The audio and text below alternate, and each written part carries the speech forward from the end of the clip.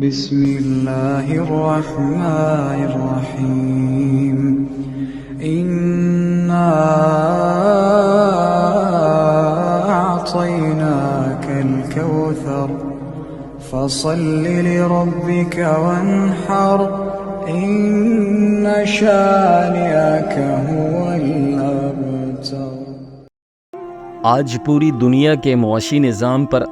امریکی بینکس کی مکمل گرفت ہے، کیونکہ ورلڈ بینک اور IMF جیسے ادارے بنیادی طور پر امریکن بینکس ہیں، جن کا مقصد ہے کہ دنیا کے تمام ممالک ان کے ماتحت کام کریں، اور یہ ایسا کرتے ہیں وافر مقدار میں قرضوں کی فراہمی کے ذریعے، جو قرضے کچھ عرصے بعد عوام سے وصول کیے گئے ٹیکسوں کے ذریعے واپس کرنا ناممکن ہو جاتا ہے، اور پھر قومی اداروں کی نیچکاری کا سلسلہ شروع ہو جاتا ہے،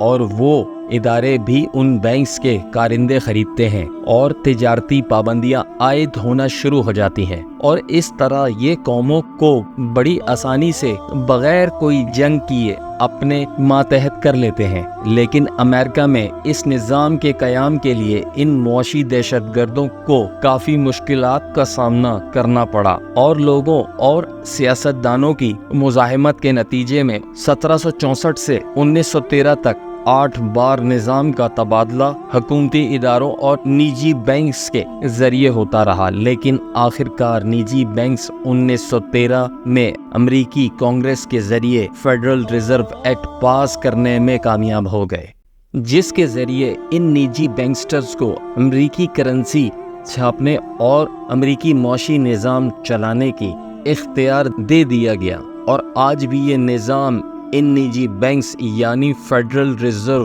بینک کے ماتحت کام کر رہا ہے، جس کے نام کے 3 حصے ہیں۔ ایک فیڈرل، جس کو سن کر لگتا ہے کہ یہ بینک حکومتی بینک ہے، جو کہ نہیں ہے، اور دوسرا ریزرو، جس کو سن کے یہ لگتا ہے کہ یہ شاید چھاپے گئے ڈالرز کے عوض یہاں کوئی سونا یا چاندی موجود ہو، جو ظاہر ہے کہ ایک دھوکہ ہے، اور فیڈرل ریزرو بینک میں رہتا ہوا سونا صرف اور صرف نجی بین الاقوامی بینکسٹرز کی ملکیت ہے، اور اس سونے کی خرید و فروخت کے ذریعے یہ بھی ہر روز کروڑوں ڈالرز کماتی ہے۔ اس نظام کی مختلف مخالفت انوار میں مختلف لوگ کرتے رہے، جن میں چند نامی گرامی سیاسی شخصیات کے ذریعے ذکر بھی ملتا ہے، جیسا کہ ایک امریکی سینیٹر چارلز ایل لنڈبرگ، جنہوں نے فیڈرل ریزرو بینک کے متعلق کہا کہ ہمارا معاشی نظام ایک نجی بینکس یعنی فیڈرل ریزرو بینک اور ان کے پورٹ کے حوالے کر دیا گیا ہے،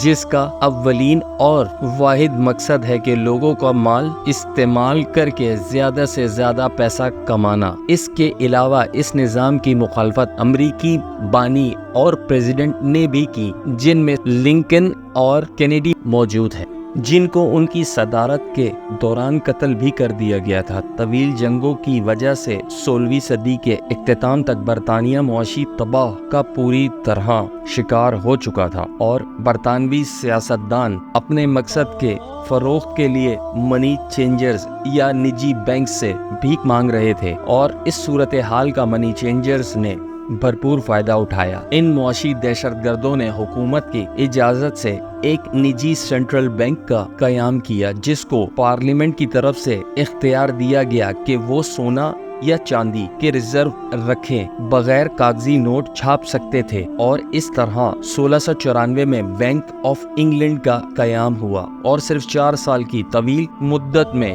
برطانوی حکومت کے قرضے 12,50,000 پاؤنڈ سے بڑھ کر 1,50,00,000 پاؤنڈ ہو گئے تھے۔ 17ویں صدی کے درمیان تک حکومت نے دنیا میں اپنا اثر و رسوخ کافی حد تک پھیلا چکی تھی، اور اس مقصد کے حصول کے لیے نجی سینٹرل بینکس کے قیام کے بعد برطانوی حکومت یورپ میں 4 بڑی جنگ بھی کر چکی تھی، جن جنگوں کو لڑنے کے لیے برطانیہ حکومت نے نجی سینٹرل بینکس سے بھاری مقدار میں قرضے لیے، جو قرضے 14 کروڑ پاؤنڈ تک پہنچ گئے تھے۔ ان قرضوں کی ادائیگی کے لیے برطانوی حکومت نے امریکہ پر، جو کہ اس وقت تک برطانوی کالونی تھی، اضافی ٹیکس لگانا شروع کر دیا۔ جو ٹیکس وصول کیا جاتا تھا وہ سونا اور چاندی کی صورت میں ہوتا تھا۔ امریکی عہدیداروں نے امریکہ میں سونا اور چاندی کا عدم دستیابی کی وجہ سے حکومت برطانیہ سے ہٹ کر امریکی کرنسی جاری کرنا شروع کر دی، جس کو کالونیل اسٹرپ بھی کہتے ہیں، جس کی مدد سے امریکہ میں معاشی خوشحالی کا نیا دور شروع ہو گیا۔ لیکن برطانوی پارلیمنٹ نے اس عمل پر بھی 1764 میں کرنسی ایکٹ پاس کر کے پابندی عائد کر دی۔ ان تمام حالات اور واقعات کا ذکر امریکہ بانی بینجامن فرینکلن نے اپنی کتاب میں بھی کیا۔ انہوں نے کہا کہ ان قوانین کے متعارف کرنے سے کالونیز یعنی امریکہ کی تاریخ کی راہ میں کافی مشکلات پیش آنا شروع ہو گئی، اور یہ سال کے اندر ہی امریکہ کی سڑکیں بے روزگار افراد سے بھر گئیں، اور فرینکلن نے امریکی بغاوت کی بنیادی وجہ بھی ان قوانین اور ان کے ذریعے پھیلانے والی معاشی بدحالی کو بتایا۔ انہوں نے اپنی کتاب میں ایک اور جگہ یہ کہا کہ امریکی کالونیز بغیر کسی مزاحمت کے چاہے اور باقی اشیاء پر لگایا گیا تھوڑا بہت ٹیکس ادا کرتے، لیکن حکومت برطانیہ نے کالونیز سے پیسہ چھاپنے کا اختیار چھین لیا، بین الاقوامی بینکرز کے ہاتھ میں دے دیا، اور یہ عمل امریکی بغاوت کی بنیادی وجہ بنا۔ امریکی بغاوت شروع ہونے سے پہلے ہی امریکی عوام کی تمام سونا اور چاندی لے گئے ٹیکس کے ذریعے بین الاقوامی بینکرز کے ہاتھوں میں چلا گیا تھا۔ جنگ کا ساز و سامان خریدنے کے لیے امریکی کالونیز میں پھر سے کرنسی چھاپنا شروع کر دی۔ بغاوت کی اختتام میں امریکی ڈالرز تھے، لیکن انہوں نے جنگی سامان خریدنے کے لیے مزید رقم بغیر کوئی ریزرو کے چھاپنا شروع کر دیے، اور یہ تعداد جنگ اختتام پر 50 کروڑ ڈالر تک پہنچ گئی، جس کے نتیجے میں امریکی ڈالرز نے اپنی قدر اس حد تک کھو دی کہ ایک جوتے کے جوڑے کی قیمت 5,000 ڈالر تک پہنچ گئی تھی۔ حالانکہ امریکی برطانوی رہنماؤں نے کئی ایسے افراد موجود تھے جو نجی بینکر سسٹم کے خلاف تھے، لیکن اس کے باوجود امریکی آئین میں امریکی کانگریس کو کرنسی چھاپنے پر اختیار نہیں دیا گیا، اور یہ ہوا نجی بینکسٹرز اور ان کے ساتھیوں کی وجہ سے، جنہوں نے کانسٹیٹیوشنل بنانے والی مندوبین کو اس بات پر کاہل کیا، اور روتھشائلڈ کے ان کارندوں نے ایسا کرنے کی دلیل بنائی وہ ہائپر انفلیشن جو کہ انقلابی جنگ کے دوران ہوئی۔ امریکی انقلاب جنگ کے اختتام تک معاشی بدحالی کو قابو کرنے کے غرض سے کانٹیننٹل کانگریس نے 1781 میں رابرٹ مورس نامی شخص کو امریکہ کے سب سے پہلا نجی سینٹرل بینک کھولنے کی اجازت دے دی۔ رابرٹ مورس ایک مالدار تاجر تھا جس کی اثاثوں میں امریکی انقلابی جنگ کے دوران خاطر خواہ اضافہ ہوا، کیونکہ وہ جنگی سامان کی تجارت بھی کیا کرتا تھا، ویسے ہی جیسے یورپ میں روتھشائلڈ خاندان۔ لیکن بہت جلد ناکافی ریزرو ہونے کی وجہ سے بینک آف امریکہ کو بھی نقصان ہو گیا، کیونکہ امریکہ کے بانیوں میں ایسے لوگ موجود تھے جنہوں نے نجی بینکوں کے ذریعے پھیلانے والی معاشی افراتفری دیکھ رکھی تھی، تو وہ یہ جلد سمجھ گئے کہ مسئلہ در حقیقت ان بینکرز کا ہے جو کہ عوام کو ایک مستحکم کرنسی کی سہولت مہیا کرنے کے بجائے اپنا منافع بنانے میں مصروف ہیں۔ انہی امریکی بانیوں میں سے تھامس جیفرسن بھی موجود تھے جو بعد میں امریکی پریزیڈنٹ بھی رہے۔ انہوں نے کہا، میری خواہش ہے کہ امریکی آئین میں ایک واحد ترمیم کی جائے اور وفاقی حکومت کا قرضے لینے کا اختیار ختم کر دیا جائے۔ جو امریکی کانگریس میں ترمیم پیش کی گئی تھی وہ کوئی سیاسی رہنما کی بات پر مختلف تھے کہ نجی سینٹرل بینک کی مخالفت کی جائے، لیکن اس مخالفت کا عرصہ براہ راست پڑتا تھا اور یورپی بینکرز پر جو ان نظام کے ذریعے امریکن کی معاشی نظام پر بھی یورپ کی طرح قبضہ کرنے چاہتے تھے اور یہاں کے عوام کو بھی اپنے ماتحت کرنا چاہتے تھے۔ ترمیم کے پیش ہونے پر نتن روتھشائلڈ نے امریکہ کو دھمکی دی کہ اگر یہ بل پاس ہوا تو امریکہ کو ایک اور جنگ کا سامنا کرنا پڑے گا۔ ترمیم کی منظوری تو نہ مل سکی، لیکن ناکامی نجی سینٹرل بینکس کو تحلیل ضرور کر دیا گیا اور 5 مہینے بعد برطانیہ نے امریکہ پر حملہ کر دیا۔ 1812 میں جنگ کا آغاز ہوا جس کا اختتام ہوا 1814 کو، اور 1816 واٹرلو کی جنگ کے بعد امریکہ کا دوسرا نجی central bank second bank of United state تشکیل پایا، جس میں شیئر ہولڈر کی اکثریت کا تعلق یورپ سے تھا۔ اگر بینکس کے ظالمانہ اور دھوکے پر مبنی نظام کے خلاف امریکہ میں کوئی کھڑا ہوا تو وہ یقیناً امریکی پریزیڈنٹ اینڈریو جیکسن ہیں، اور ان کی نجی سینٹرل بینک کے خلاف جنگ سے آج کے سیاستدان بھی اگر چاہیں تو کچھ سبق ضرور سیکھ سکتے ہیں، بشرط وہ عوام کے خاطر خواہ ہوں۔ پریزیڈنٹ اینڈریو جیکسن 1828 میں امریکہ کے 7ویں پریزیڈنٹ بنے۔ جیکسن چاہتے تھے نجی امریکہ کی سینٹرل بینکس کی فوراً خاتمہ کیا جائے، لیکن بینکس کو کانٹریکٹ یا چارٹر کا وقت 1836 تک کا تھا، تو وہ جیکسن نے اس وقت تک بینک کو کمزور کرنے کی کوششیں شروع کر دیں اور وفاقی حکومت میں کام کر رہے بینک کے ماتحت قریب 2000 ملازمین کو نوکری سے نکال دیا۔ جیکسن کے بینک کی جانب رویہ دیکھ کر بینکس نے منصوبہ بندی کی اور اپنا کانٹریکٹ ختم ہونے سے 3 سال قبل ہی کانگریس کی مدد سے نیا کانٹریکٹ کا بل پاس کروا لیا۔ ان کا سوچنا تھا کیونکہ یہ جیکسن کی حکومت کا آخری سال ہے تو وہ بغیر کسی ملازمت کے اس بل کے سائن کر دے گا، لیکن جیکسن نے ایسا کچھ نہیں کیا، بلکہ اس کے برعکس پریزیڈنشل ویٹو کا اختیار استعمال کرتے ہوئے جیکسن نے بل مسترد کر دیا، اور جیکسن کی ویٹو تاریخ دانوں کے نزدیک امریکہ تاریخ کی ایک اہم ترین دستاویز شمار کی جاتی ہے، جس میں جیکسن نے بھی یہ بتایا کہ امریکہ سینٹرل بینک کا بیشتر حصہ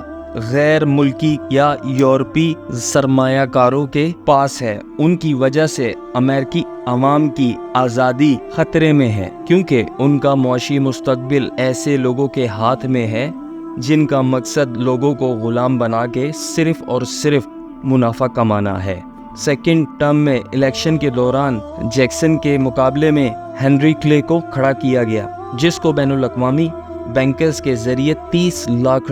فراہم کیے گئے، لیکن یورپی بینکرز کی تمام تر کوششوں کے باوجود جیکسن 1832 میں الیکشن جیت گیا، اور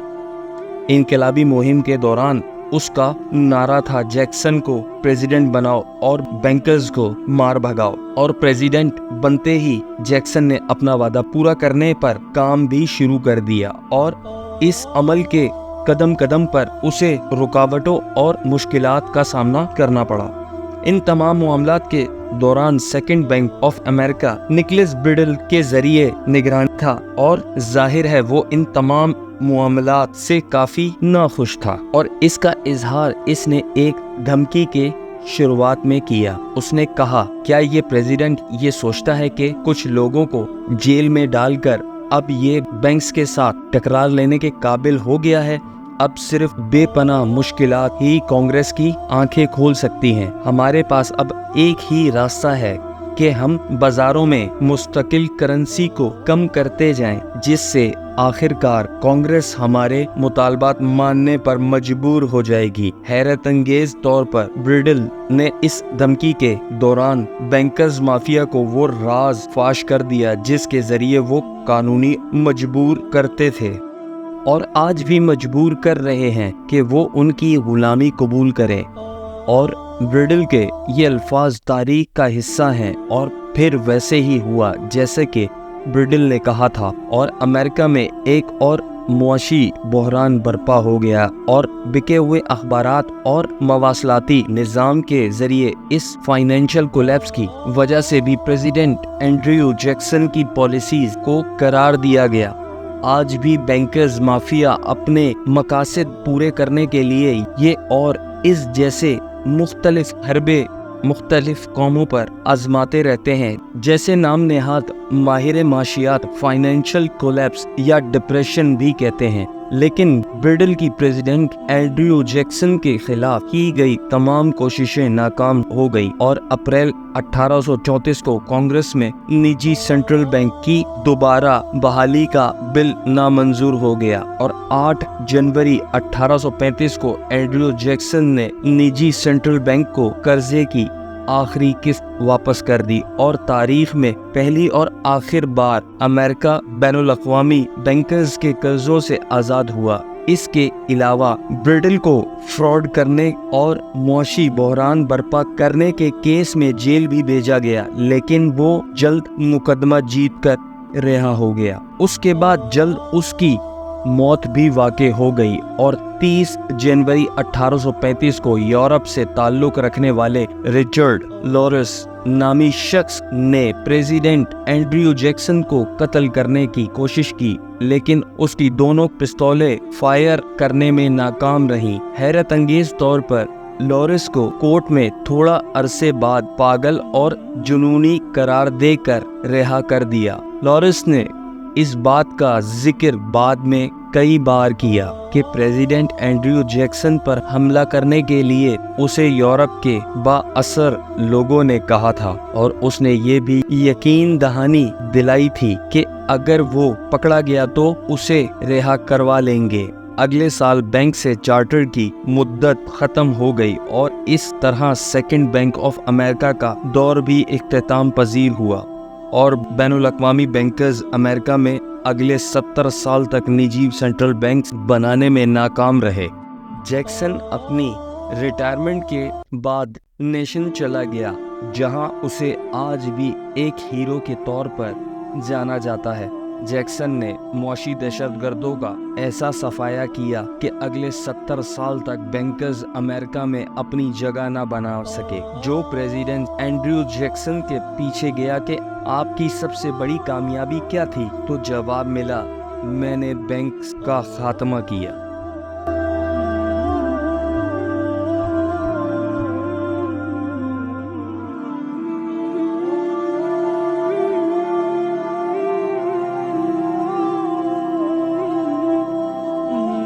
یقیناً اینڈریو جیکسن اپنی خواہشات میں ایک نمایاں حیثیت کے حامل ہیں کہ نہ صرف وہ ان نجی بینکس کا خاتمہ کرنے میں کامیاب رہے بلکہ اپنی کامیابی کے نتیجے دیکھنے کے لیے زندہ بھی رہے۔ حالانکہ ان پر قاتلانہ حملہ بھی کروایا گیا جس میں حملہ ناکام رہا، لیکن ایسا کئی اور پریزیڈنٹس موجود ہیں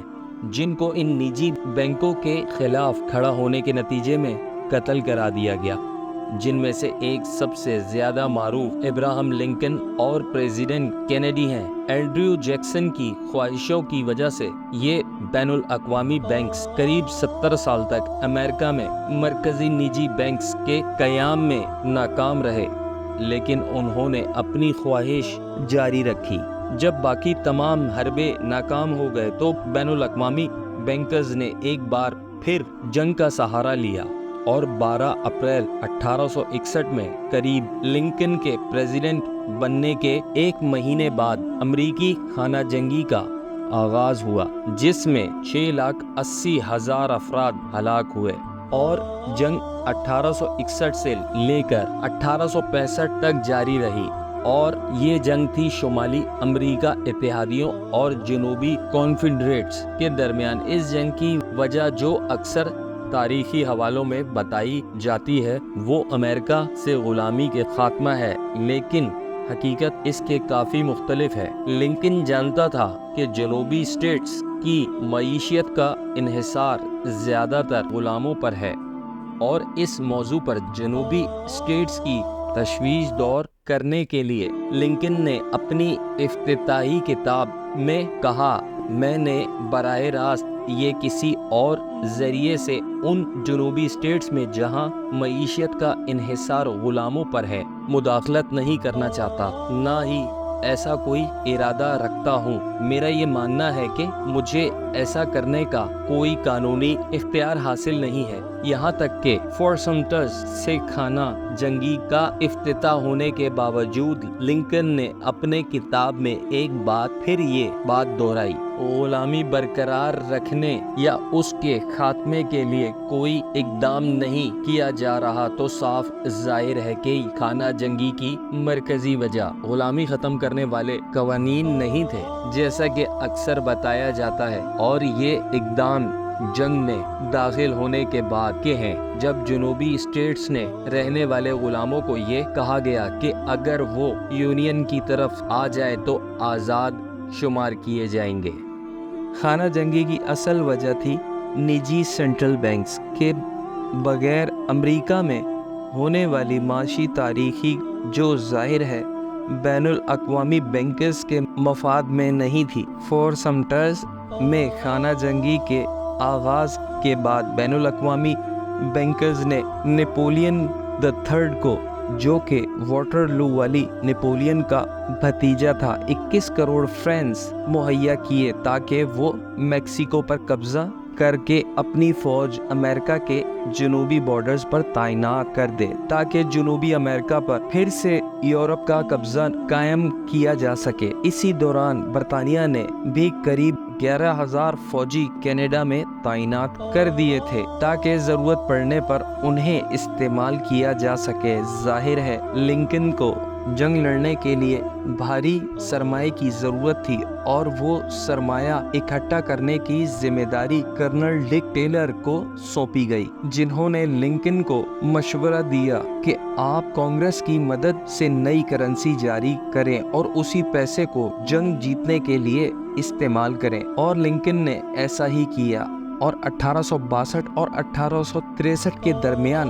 امریکہ میں 45 کروڑ نئے امریکن ڈالرز چھاپے گئے، جن کو گرین بیگز کہا جاتا تھا کیونکہ ان نوٹس کا ایک حصہ سبز تھا۔ اس اقدام پر بین الاقوامی بینکرز کا رد عمل بھی بہت جلد سامنے آ گیا، جس کا ذکر ٹائم آف لنڈن میں کیا گیا۔ وہاں لکھا تھا، اپنی کرنسی چھاپنے سے شمالی امریکہ تمام تر قرضوں سے نجات حاصل کر لے گا اور دنیا میں سب سے زیادہ ترقی یافتہ ملک بن جائے گا۔ یورپ کے تمام باصلاحیت افراد شمالی امریکہ کا رخ کر لیں گے۔ اس نظام کا خاتمہ بے حد ضروری ہے، ورنہ بہت جلد یورپ کے شاہی نظام کا خاتمہ ہو جائے گا، اور اس خطرے میں اضافہ ہو رہا تھا لنکن کی وجہ سے، جو اپنی عوام دوست پالیسی کی وجہ سے امریکہ عوام میں بے حد مقبول تھا، اور اسے صدارتی انتخاب میں ایک بار پھر کامیابی حاصل ہو گئی تھی۔ لیکن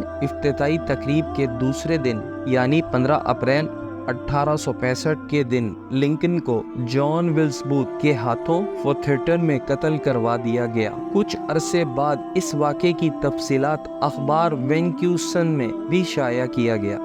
اور بتایا گیا کہ لنکن کو اس کی معاشی پالیسیز کی وجہ سے قتل کرا دیا گیا۔ اس کے علاوہ یہ بھی کہا گیا کہ بین الاقوامی بینکرز یہ بھی چاہتے تھے کہ امریکہ میں ایک نجی سینٹرل بینک کا قیام کیا جائے۔ ایک اور دلچسپ بات جو اس آرٹیکل میں بتائی گئی وہ یہ کہ بین الاقوامی بینکرز یہ بھی چاہتے تھے کہ امریکن ڈالرز صرف سونے کی بنیاد پر چھاپا جائے اور چاندی کے استعمال بطور رقم بند کیا جائے، جس کی بنیادی وجہ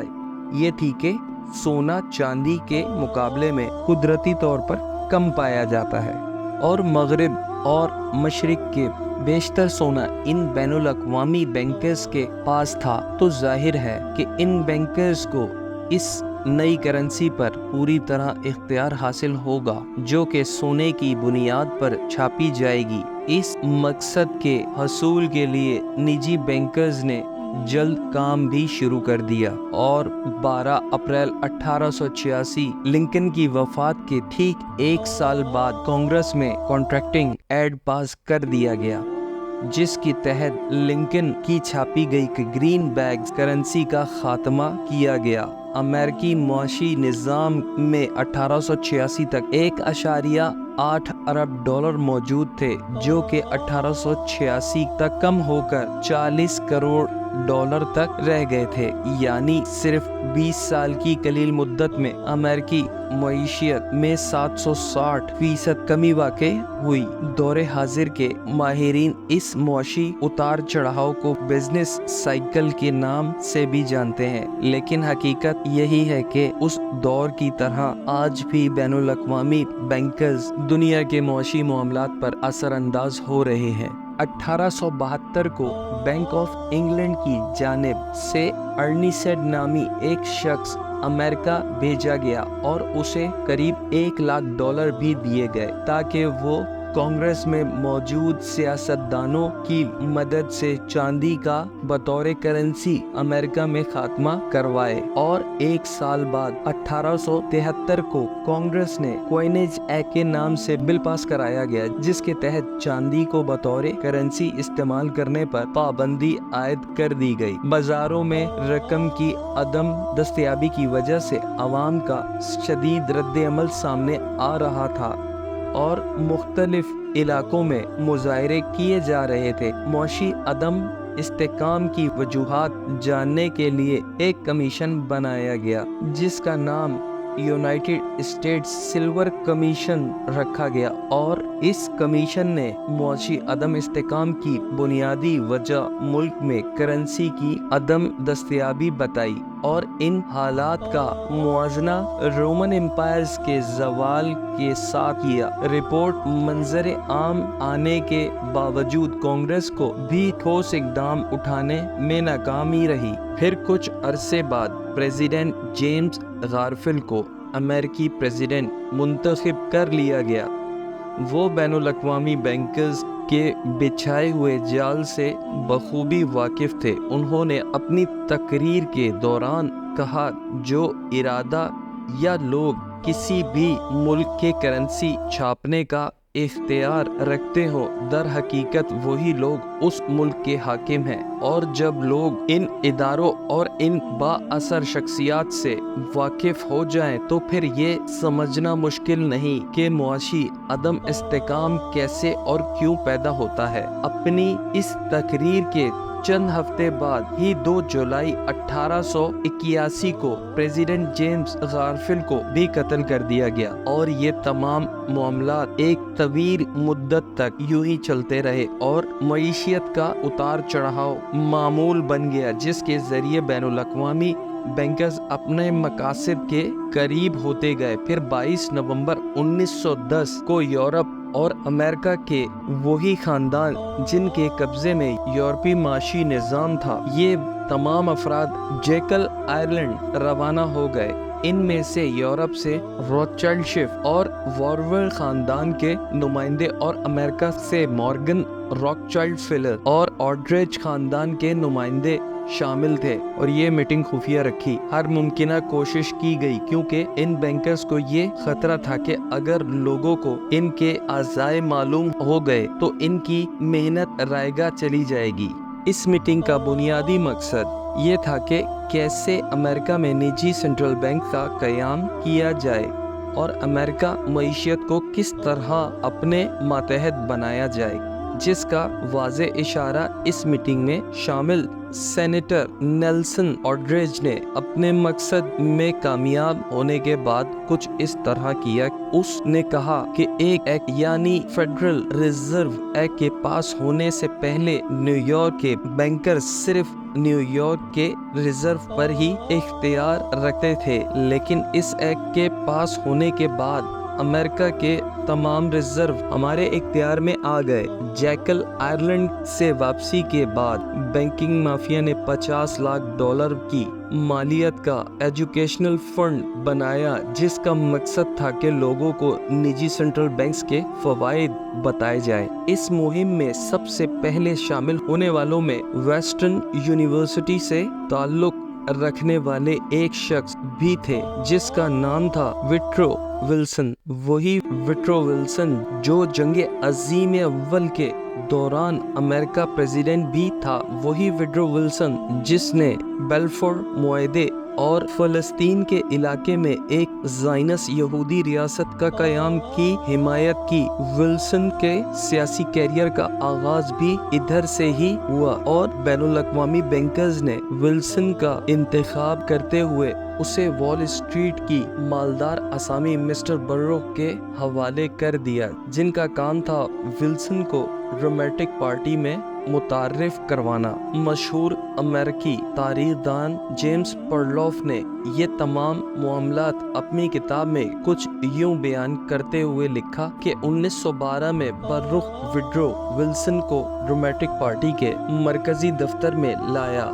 وہاں ولسن کو ڈیموکریٹک پارٹی کے رہنماؤں سے ملوایا گیا اور پارٹی کا مینڈیٹ سمجھایا گیا۔ حیرت انگیز طور پر ولسن کی انتخابی مہم کے دوران اس نے نجی سینٹرل بینکس کے قیام کی سخت مخالفت کی، لیکن اقتدار میں آنے کے صرف 13 مہینے بعد اپنے وعدے کے بالکل الٹ کیا اور ایک ایسا نجی سینٹرل بینک کا قیام کیا جس کی گرفت آج بھی امریکی معاشی نظام پر موجود ہے۔ ولسن کے صدر بنتے ہی بینکرز مورگن اور وارون نے فیڈرل ریزرو سسٹم کا خاکہ تیار کر لیا۔ اس بل کو ڈیموکریٹک پارٹی کی مکمل حمایت حاصل تھی اور یہی بتایا جا رہا تھا کہ امریکی معاشی نظام کے استحکام کے لیے یہ قوانین مؤثر ثابت ہوں گے، اور شدید مخالفت کے باوجود 22 دسمبر 1913 کو یہ بل پاس کر دیا گیا۔ اور اس بل کو ایسے وقت پر پاس کیا گیا جب زیادہ تر کانگریس ممبرز کرسمس کی چھٹیوں پر چلے گئے تھے۔ ظاہر ہے کسی بھی نجی سینٹرل بینکس کے قیام کے بعد بین الاقوامی بینکسٹر کا اولین مقصد وہاں کی عوام کو زیادہ سے زیادہ مقروض کرنا ہوتا ہے، تو اس مقصد کے حصول کے لیے سب سے زیادہ بہترین طریقہ جنگ ہے، اور ایسا ہی ہوا۔ فیڈرل ریزرو ایکٹ کے پاس ہونے کے قریب 7 مہینے بعد 1914 کو جنگ عظیم اول کا آغاز ہو گیا۔ اس کے نتیجے میں بیلفور ڈکلیریشن پر امریکہ اور برطانوی حکومت کی رضامندی سے فلسطین کے علاقے میں ایک یہودی زائنس ریاست کے قیام کا باقاعدہ آغاز ہوا۔ یاجوج ماجوج کی قوم کا یہ بھی ایک طریقہ ہے کہ ان کی پھیلائی گئی افراتفری کے دوران یہ کئی مہینوں پر بیک وقت حملہ آور ہو رہے ہوتے ہیں، اور اسی افراتفری میں یہ اپنے مقصد حاصل کر لیتے ہیں جن کی حقیقت اکثر لوگ بہت دیر بعد آگاہ ہوتے ہیں۔ ایسے ہی ایک مثال حالیہ دور کے 9/11 ٹیکس کی بھی ہے کہ اکثر عوام اور یہاں تک کہ سیاستدانوں کا بھی یہی خیال ہے کہ ان حملوں میں خود امریکی حکومت کا عمل دخل تھا، لیکن اس کے باوجود ان حملوں کی بنیاد بنتے ہوئے آج یہ قوم اور اس کے کارندے مسلمانوں پر حملہ آور ہے اور مسلمانوں کا قتل عام جاری ہے۔ ان تمام معاملات میں کچھ حد تک غلطی امت مسلمہ کی بھی ہے کہ ہم یک زبان ہو کر ان کی مخالفت کرنے میں ناکام ہیں۔ اگلی قسطوں میں ہم جانیں گے کہ کیسے یاجوج ماجوج کی قوم جنگ عظیم دوئم کے دوران ہٹلر کی مدد سے نہ صرف زائنس یہودی ریاست یعنی اسرائیل کا قیام کیا بلکہ اقوام متحدہ جیسے ادارے کا بھی قیام کیا، جس کے ماتحت آج دنیا کا تمام ممالک کام کر رہے ہیں۔